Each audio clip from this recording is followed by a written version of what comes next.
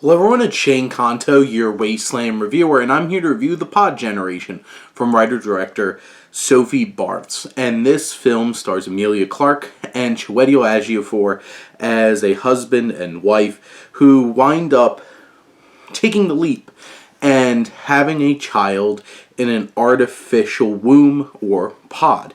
And this takes place in the not-so-distant future where a lot of different things have changed from the existence that we experience and understand. And one of the biggest things, obviously, is the ability to not have to carry a child. You could keep this pod off in this company, Pegasus's, their labs and stuff like that, where you don't really have to worry about it while this child is gestating. This is such an interesting concept. And it has a lot of interesting ideas. The way that this film tackles and threads through so many interesting conceptual ideas of how our lives can change going into the future. Like, there's little drops of like them looking at a school and them explaining that the government doesn't focus and fund schools anymore. It's all privatized. And that is a possibility in the future. Something that you would have to process and think about. It's interesting how this film threads through some big ideas like this. You can have a whole entire story just focusing on something like that. But it's all threaded through this focal lens of this new way of giving birth and having a child.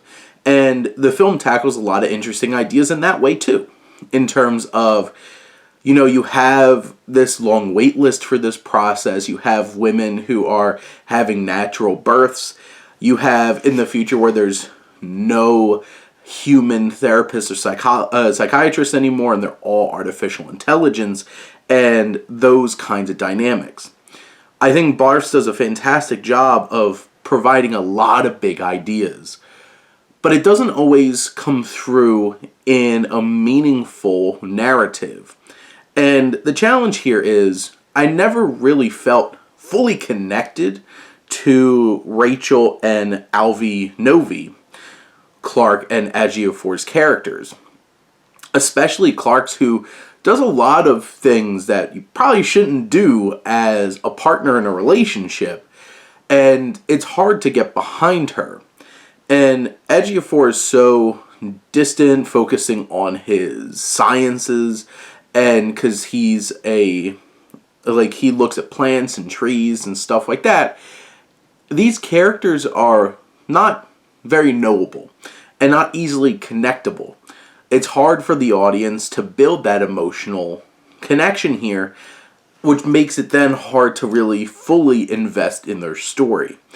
They kind of feel like put together conduits for us to travel through this world and have all these interesting ideas delivered to us.